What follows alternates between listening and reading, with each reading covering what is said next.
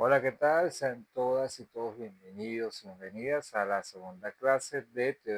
Teoría de la Opinión Pública, esta unidad curricular a través de la modalidad virtual, pero modalidad R1, periodo académico 2026-2. Por aquí les saluda a su profesor César Augusto Díaz y vamos a estar hablando acerca de la importancia de los medios de comunicación que por su postura, por su trabajo, por su naturaleza y el contexto de desarrollo de las noticias juegan un papel importante en lo que es la comunicación social, obviamente, pero también en conocer cuál es la opinión, cuál es la postura de de las personas sobre algunos temas específicos. En esta presentación que va a estar para ustedes em, en la plataforma, vamos a hablar acerca de la función de los medios de comunicación social, que es la agenda setting, que promueve la agenda setting, cuál es la finalidad de todo esto, además de algunos ejemplos clásicos y políticos, de donde el periodismo ha tenido una gran envergadura, y esto es desde la época, bueno, si nos ponemos a analizar desde principios del siglo XX, la época de la Unión Soviética o Primera Guerra Mundial, Segunda Guerra Mundial, la Guerra Fría, Guerra de Vietnam, todos los episodios bélicos que han existido y los que van a seguir existiendo, tiene que ver mucho con el papel de los medios de comunicación sobre ese tema. Entonces, esto es más o menos un adelanto de lo que vamos a ver en esta clase, que tiene mucho que ver con lo que conversamos la semana pasada acerca de esos líderes políticos, de la opinión pública, cómo es el manejo de estas personas en los medios de comunicación, cómo, y hoy hablamos de esa agenda de los medios que tiene que ver mucho con la agenda setting y vamos a explicar eso ahí muy detalladamente porque uno observa los patrones de conducta, los patrones informativos, las matrices de opinión, que es lo que está dictando la pauta en este momento y eh, da una manera de que pensar, otorga a las personas una posición muy marcada y es importante tener en cuenta todos varios elementos que vamos a tomar aquí en consideración. Y bueno, fíjense algo que la, nuestra primera lámina que hablamos de la función de los medios de comunicación. Y que según Orozco 2010, en la sociedad actual los medios, esto dijo en 2010, en la sociedad actual los medios de comunicación desarrollan una función determinante en la articulación de la complejidad social. Establece representaciones, patrones de consumo estéticos, axiológicos, la movilización ciudadana y la legitimación de la realidad.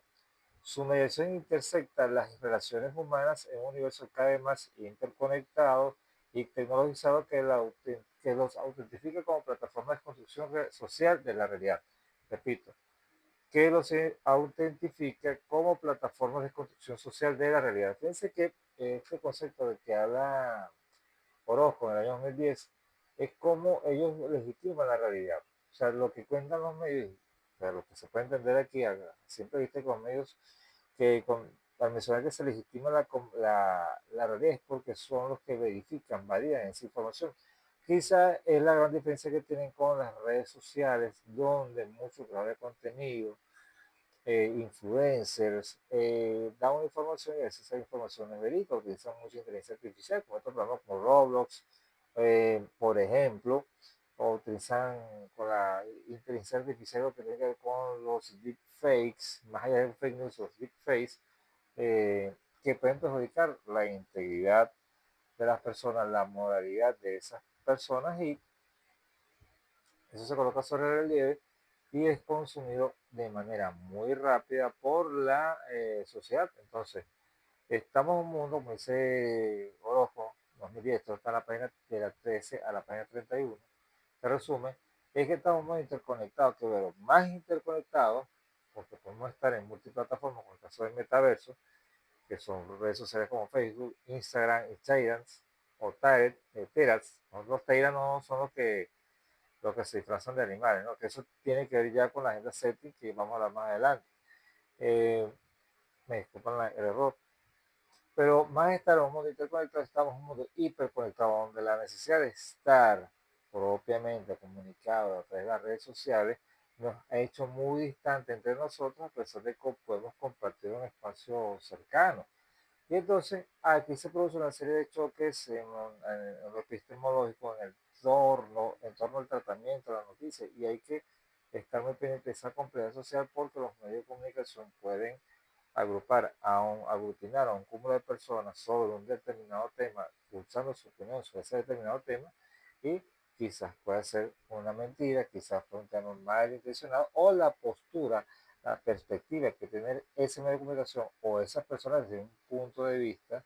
o desde un lado de ese contenido, de esa noticia, y se obvia a las otras personas. No hay una opinión dividida o posiciones encontradas, a favor o en contra, radicales y conservadores. Entonces, hay que tener en cuenta eso, que es la realidad, la estimación de la realidad que hacen los medios de comunicación, aparte de los patrones de consumo que te dicen qué vas a ver, qué es lo que vas a hacer y cómo lo vas a hacer, o qué es pensar y cómo lo vas a pensar. ¿Okay? Entonces, ese vacío que puede tener la sociedad en un momento de opinión pública, nunca va a existir ese momento vacío porque los medios de comunicación van a estar pendientes de todo eso. Entonces, ¿de qué es lo que vamos a hablar? ¿Okay? Eh, Seguidamente hablamos de la parte importante, y cuando dije qué pensar y cómo pensar, esto lo trae la agenda setting, que la teoría de la agenda setting, que es el establecimiento de la agenda, se ejemplifica cuando los medios de comunicación eligen qué temas cubrir y cuánto espacio darles. La preponderancia, la categorización de ese tema, eso lo dictan, son los medios de comunicación. Y obviamente influyéndolo en lo que el público considera importante, como es el caso, por ejemplo, de los años 70, 1974, 75, no recuerdo, el caso Watergate, donde los medios forzaron la caída de Richard Nixon, presidente para aquella época, porque estaba en problemas con el conflicto del golpe de Estado de Salvador Allende, de la CIA, lo que está pasando en la guerra de Vietnam, el tráfico de heroína o estupefacientes hacia Estados Unidos. Entonces, las investigaciones por casos de corrupción y por casos de tráfico de influencia de unos periodistas en el Hotel Watergate en la ciudad de Washington, si mal no recuerdo, forzaron a la caída de Nixon por los documentos que se filtraron, pues esa primera investigación que se hizo, y esto que está en el Washington Post, si mal no recuerdo, entonces es el poder. O sea, dieron con toda Nixon desde el punto de vista mediático, y eso le trajo un costo político que fue la renuncia a la presidencia, a ser inquilino en la Casa Blanca, a ser presidente de Estados Unidos Norteamérica en esa época. Otro tema, ejemplo, en lo que tiene que ver mucho con la política, es el proceso catalán, por ejemplo, Puigdemont, Joan Puigdemont, este líder independentista de Cataluña. El monopolio mediático sobre la independencia de Cataluña se volcó sobre esto de la independencia como tal, nos dieron como el país de España, ABC, el mundo de España, le dieron con todo a este proceso catalán, y bueno, se comenzó a tejer una serie de opiniones y más manejo de información, y fue un boom mediático en esto lo que está sucediendo en España. Y yo le voy a decir por qué estas cuestiones pasan desde el punto de vista mediático. O la cobertura del cambio climático, son tres ejemplos de Watergate, el caso catalán, y la cobertura del cambio climático durante campañas electorales, haciendo que la gente se preocupe más por ella, es decir, se preocupa más del caso, a una persona se puede preocupar más del caso del cambio climático que las elecciones, o se preocupa más de las elecciones del cambio climático. Es la agenda que dictan los medios, y en base a eso van a generar su consumo de noticias como tal. Van a tener un público cauto, no solamente los medios de comunicación, sino a través de las redes sociales. Entonces, las redes sociales, y eso es lo que estoy hablando, también establecen agendas a través de tendencias y algoritmos, mientras que el marketing puede crear expectación sobre productos usando la misma dinámica de priorización para, para moldear la percepción humana. Esto se ve mucho en lo que se llama ahora el marketing político, donde los medios o las redes sociales edifican a una figura política. Lo vimos aquí en el caso 2019, si mal no recuerdo, con Juan Guaidó, una figura joven, nadie la conocía, pero a través de las redes sociales se catapultó y fue un líder de la oposición por un momento. En el caso de la oposición, en el caso del chavismo, bueno, la línea política o comunicacional en torno a la figura del presidente en su momento Nicolás Maduro y cómo eso ha cambiado ahora con la imagen de la presidenta Delcy Rodríguez, presidenta encargada, y los medios dirigen toda su logística comunicacional a uno u otro bando para promover, explotar al máximo esa imagen. Pero en el caso de las redes sociales, sobre el marketing digital o el marketing político, y eso cómo manejar, trabajar en base a la figura de un líder político, sea de donde sea, de izquierda o derecha o centro, para proyectar su imagen. Y es lo que ellos le van a través de ese bombardeo constante en las redes sociales, que es más allá de darle like, comentar y compartir,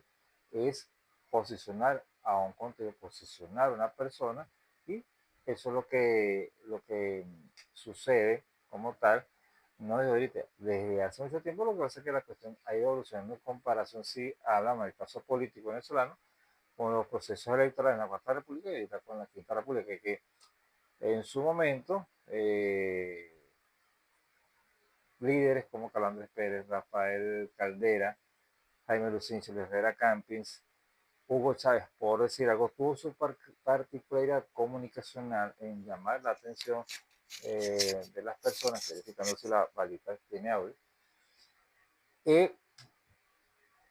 y eso va ganando lentamente en la percepción pública de las personas, si sienten empatía o no por un líder político como tal. Entonces, vamos a hablar ahora de qué es la agenda séptima, ya que hablamos un poquito de la agenda séptima, que es y casos emblemáticos.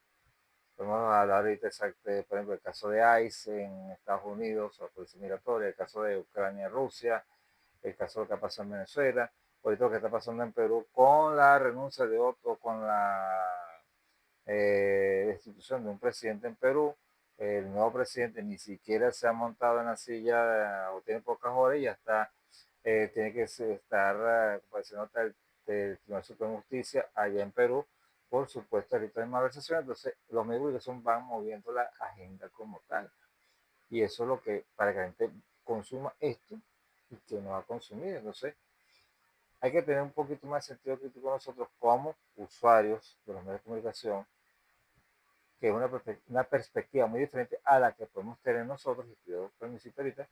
con siendo nuestra postura de como periodista. Permiso para beber agua. Y es importante mantener eso en cuenta porque nos permite a nosotros como comunicadores tener, gracias a Dios, una como visión mucho más amplia de un tema, y eh, quizás argumentar con mayoría lo que podemos hacer como tal. ¿Qué es la agenda séptima? Bueno, la teoría de la agenda séptima es un concepto de comunicación que sugiere que los medios de comunicación tienen el poder de influir y priorizar la importancia de los temas de la opinión pública, determinando qué temas noticiosos se cubren con mayor frecuencia con mayor frecuencia. Esta agenda fue desarrollada por Maxwell McComb y Donald Shaw en 1972, una época muy convulsionada, cultural, política, social, religiosa, económica en Estados Unidos como tal. Y bueno, parte de esa época de la década de los 70 salió el caso de Watergate. Esta teoriza, o sea, la agenda se teoriza y enfatiza que si bien, y presten atención, voy al tambor con esto, que si bien los medios de comunicación no le dicen a la gente qué pensar, sí le dicen en qué pensar. Repito, esta teoría enfatiza que si bien los medios no le dicen a la gente qué pensar, sí le dicen en qué pensar. Comprender esa teoría es crucial para analizar el impacto de los medios en la percepción pública y la toma de decisiones. Es decir, eh, por ejemplo, vimos recientemente en la época de carnaval aquí en Venezuela cualquier cantidad de desastres que hicieron personas en lugares de recreación pública, muchos en parques nacionales. Entonces, los medios de comunicación o las redes sociales colocaron a través de los algoritmos toda esa serie de información. Los medios de comunicación hicieron lo mismo o abordaron los mismos temas, pero con unas perspectivas diferentes, que es la información, y evitar un poco ese sensacionalismo. Pero ustedes van a ver que dentro de ya 2 semanas no vamos a saber más nada, o una semana, de eso lo que pasó en carnaval. Pasó lo mismo el año pasado con la cuestión del festival de la fiesta en el Oso el año pasado. como casi por 2 semanas vimos todo lo que sucedió del desmadre que hubo allá en el estado Apure. Vimos también con las inundaciones en el estado Apure y parte del estado Guárico. Entonces, también en el estado portugués hubo unas inundaciones. Eh, las redes sociales permiten colocar eso y los medios que son dirigen toda su atención a eso porque es lo que está de moda. Sin embargo, eso tiene un periodo de caducidad. Un ejemplo, yo cuando recién grabado, yo trabajaba en el diario El Siglo y que fue mi casa editorial, mi escuela en el periodismo deportivo. eh, yo trabajé en la parte de deportes y se cubría lo que era a través de agencias internacionales de noticias, los llamados popularmente caras internacionales, todo lo que fue el Mundial de Fútbol Sudáfrica 2010, el Mundial donde España gana su primera Copa Mundial y su única Copa Mundial hasta ahora, en ese famoso partido ante Holanda, con la famosa parada del Santo Casillas y el gol de Dani de Andrés Iniesta, bueno, que no me deja Dani Jarco, un ex futbolista profesional de España que había fallecido días antes del Mundial. Entonces, cuando España que gana la final un domingo, nosotros hicimos cobertura hasta más o menos el día miércoles, porque ya no había más nada que decir del Mundial, ya todo estaba dicho, había notas pero muy pequeñas, sobre todo con el triunfo de España, y había que darle paso a otro tipo de contenido. Ahorita estamos hablando, en el caso, que esta semana, fin de semana, comenzamos el Spring Training en los juegos de pretemporada en las grandes ligas y se está trabajando en base a eso. Noticias muy particulares, como por ejemplo lo de Luis Arraez en con su participación en los Gigantes de San Francisco, cómo ya se está calentando el ambiente para lo que es el Clásico Mundial de Béisbol, como 3 semanas ya después de la final del Super Bowl se está hablando todavía de la participación de Bad Bunny como cantante del show de entretiempo del fútbol americano, del Super Bowl, la final del fútbol americano en Estados Unidos, y eso despertó una serie de debates a través de los medios quienes apoyan a Bad Bunny, y más porque ganó un Grammy, y lo que está en contra, o marca una postura en contra de lo que significa Bad Bunny como artista, no como persona, sino como artista y como cantante, intérprete supuestamente que habla español y bueno, las críticas han venido de parte y parte, uno a favor, otro en contra, e incluso de personas que no hablan ni una pizca de español, como las personas, los ciudadanos estadounidenses, y eso ha generado un debate que ya no está en redes sociales, pero que sí sirvió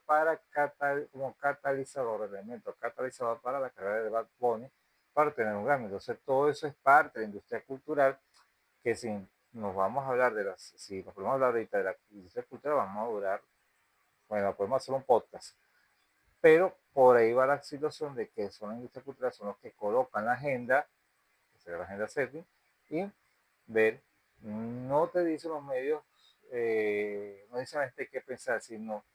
que le dicen en qué va a pensar, ¿okay? Lo colocan en un repertorio de opiniones, de noticias, y se lo van dando a las personas van a comenzar a digerir, a tratar, a analizar, a interpretar, a darle like, comentar y compartir todo lo que digan los medios de comunicación. Y sobre todo, si esos medios de comunicación están en redes sociales, y hay personas que lamentablemente se están yendo más a las redes sociales que a los propios medios de comunicación. Vamos con la siguiente página.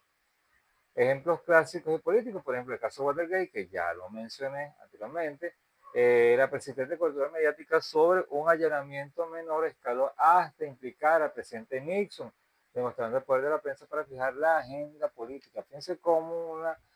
un simple allanamiento, fue un trabajo de investigación, se entró en una oficina, consiguieron archivos clasificados, lo sacan a lo público y eso le costó la silla presidencial a Richard Nixon, que tuvo que abandonar en ese momento, y sobre todo con todo lo que venía pasando, el caso de Allende, el caso de la guerra de Vietnam, todo lo que estaba pasando, entonces eh, fue un elemento para salir de Nixon, y lamentablemente eso pasó así para ver, fue lamentable para ese presidente. Hay otro ejemplo de los años 70 o sea, que no son de los años 70, pero hay uno de los años 90 que es muy interesante. Cómo los medios van a comenzar a dictar la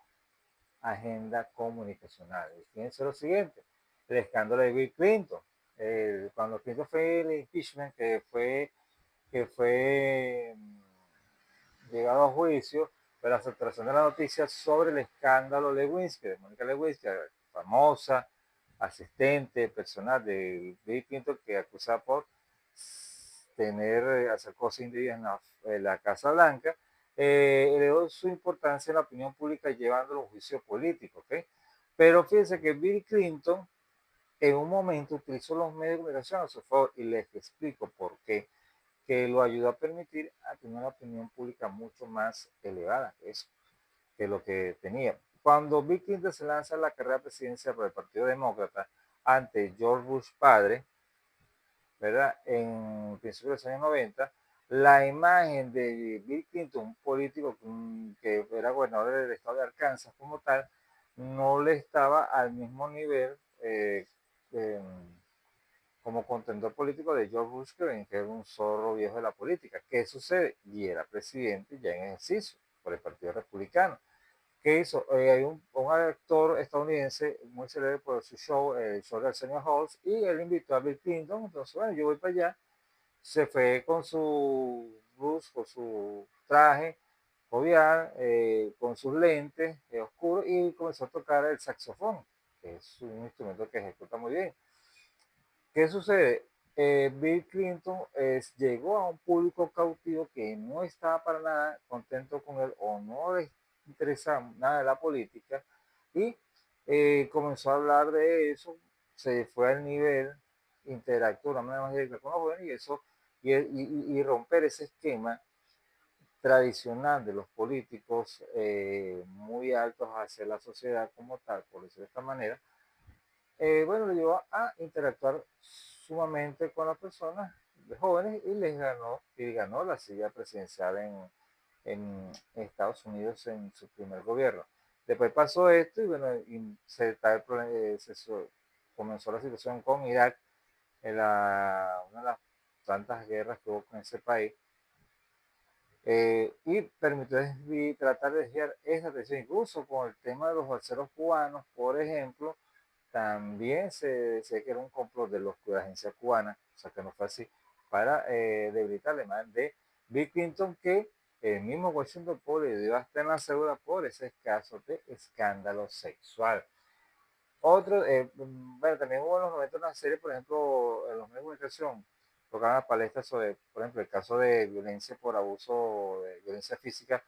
de unos oficiales de la policía de Los Ángeles hacia Rodney King, famoso en los años 1992, si mal no recuerdo, el famoso caso de los disturbios en el barrio de Watts, en el sur de Los Ángeles como tal, también el caso de eh, recientemente, como están haciendo con la lista de Jeffrey Einstein, por decir algo. En las campañas electorales, y vamos ya con las campañas electorales como tal, si los medios cubren extensamente la economía en detrimento de la salud pública, se tenderá a considerar la economía como el problema más apremiante, como se ve en el contraste entre la cobertura de la situación económica y la inseguridad en las encuestas. Esto tiene que ver mucho con lo que fue la utilización de la Big Data cuando el actual presidente de Estados Unidos, Donald Trump, se lanzó por primera vez en el año 2016, gana la presidencia en 2016, utilizando la Big Data para llegarle mucho más a estas personas, a un público cautivo, pero cuando los medios de comunicación colocaron sobre esto de Donald Trump y cómo en la época del año 2020, con el tema de Black Lives Matter, el asesinato de George Floyd, el tema del coronavirus o la COVID-19, cuando Donald Trump dijo el virus chino, los medios de comunicación le cayeron encima a él por decir eso, se utilizan sus palabras y entonces ahí como era una guerra sumamente mediática entre los medios de comunicación y el presidente y eso llevó a todo lo que hemos conocido ahorita o para lo que formó parte de la historia y los medios de comunicación buscan estar presentes en las campañas electorales para fijar su posición y aparte de que la cobertura es importante porque permite medir la calidad de las y los candidatos también del público elector, sobre todo en un país donde las elecciones son en segundo grado, no son elecciones directas como tal. Los temas ambientales, la cobertura recurrente del cambio climático hace que los ciudadanos lo perciban como un tema prioritario, afectando las agendas políticas. Tiene que ver mucho con lo que es el tema, es un tema que quizás no pueda ser tan seguido en redes sociales, pero que para algunos sí es sumamente importante, pero para otros es sumamente mercadeo, algún elemento o la posibilidad de sacar dinero a alguna agencia gubernamental, alguna organización no gubernamental, empresas privadas para, bueno, para capitalizar una supuesta lucha en torno a los temas ambientales. Y eso tiene que ver siempre con lo que es el tratamiento en la opinión pública a través de los medios de comunicación, donde se desestima, por un lado, la lucha contra el cambio climático y el otro se evidencia el trabajo que se hace a favor de revertir el cambio climático. Dictan la agenda los que tienen el dinero para fijar su posición política como tal y económica, obviamente. Ejemplo de la era digital y la era y lo social. Hay dos, las redes sociales y el lanzamiento de productos. Los trending topics, y hablo de las redes sociales, influencia de algoritmos pueden hacer que un tema se vuelva viral como un meme o un movimiento social. Aquí podemos hablar de los diferentes memes que hemos visto. Por ejemplo, obligando a los medios tradicionales a cubrirlo, como se ve en el caso del movimiento MeToo, con el movimiento Black, Black Lives Matter, ¿okay? Pero fíjense que en las redes sociales, los trending topics, por ejemplo, y voy a leer este ejemplo de lanzamiento de productos para colocar un contexto que se adecua a los dos. Los lanzamientos de productos que son tienen como objetivo que son las campañas de marketing que generan expectación, como un nuevo iPhone, por ejemplo. Usan la agencia setting para dirigir la atención del consumidor hacia el producto priorizándolo sobre otros bienes. Por ejemplo, el pasado mundial o Eurocopa, no recuerdo, Cristiano Ronaldo va a dar una rueda de prensa con la selección de Portugal, da una rueda de prensa previa al partido y están las bebidas, tanto los patrocinantes que hacen posible ese evento deportivo, desde el punto de vista económico y mercadeo, y él dijo así, no beban refresco, eso es malo para la salud, beban agua. Entonces, eso que trajo con consecuencia la influencia, tener tan grande influencia de Cristiano Ronaldo, hizo que la acción de Coca-Cola bajara un porcentaje.